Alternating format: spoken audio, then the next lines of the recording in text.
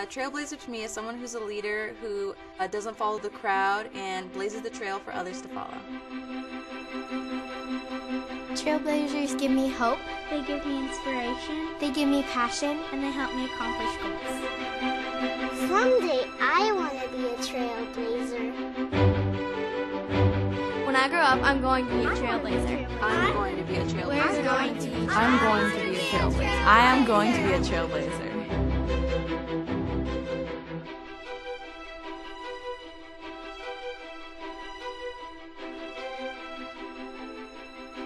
As we were trying to organize the community in South Phoenix, Chicanos por la Causa was trying to bring on board members that represented the community. And this name came always surfacing of Mrs. Guadalupe Huerta. Fortunately enough for me, I had a couple of friends that knew her. So they introduced me to her, and there's this lady who, spunky, very strong, and yet this beautiful side of her. She was genuinely what I would call a saintly person. Lupe was a religious teacher for approximately 25 years. She's taught catechism there at Sacred Heart Church. Well, she was on the parish council, on the choir. She was a Guadalupana. She did everything. I mean, she was always there at the church. She was always helping. When you think about Ms. Huerta, she had a different image by different people based on, how they interacted with her. But I think it's fair to say that anyone that knew her, even on the peripheral, would tell you that she was a saintly woman. She always wanted the different generations working together. She saw that was something that was going to continue us. And that was one thing she always wanted, was the different age groups to work out. As I became older, she wanted us as youth representative on different boards. We were involved with the Community Protective Action Committee, which was known as CPAC. That was an organization of residents that were opposed to the relocation of the Golden Gate barrio.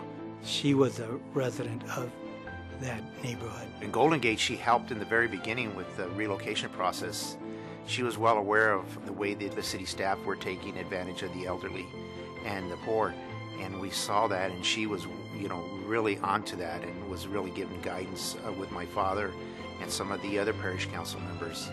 And that was one of the things that she did very well. And she was always advocating for those that were in need and who did not have a voice. Most people would look at her as the activist, the people that she used to get services for, because she was always on the phone. She was always getting called from people that had needs. She would then turn around and help those people find the services that they needed to improve their lives. What people didn't realize is that she was always in pain because she had a stroke. So her left side was stiff. She had a nerve ending that was in constant pain.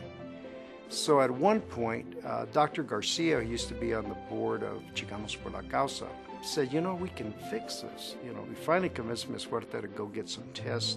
But typical Ms. Huerta, when it got down to should we do the surgery, she had all the expertise from the doctors that told her, yeah, we can get this done. She said, I'm not going to do it because you know what? The pain also reminds me of what Jesus went through for us. So it's okay. She really put her faith into practice. And Mrs. Huerta had a way about her. She was very quiet. She wasn't a loud kind of person. But when she spoke, we learned to listen. One day we were having this big presentation to the board of directors. And I was bringing to it this huge economic development plan that Chicanos por la Causa was going to build these apartments and housing and business development. And Mrs. Huerta waits till almost the end, and she puts her hand up and she goes, "Mijos," because she's called Mijo. I go, "Yeah, Mrs. Huerta." She goes, "What are you doing for the elderly?" And I'm like, "The elderly, Miss Huerta? Well, we don't have any elderly programs." And she goes, "But that's why we hired you, to get programs for our community, right?" And I'm going like, "Yes." She goes, "Why don't you see what you can do for the elderly?"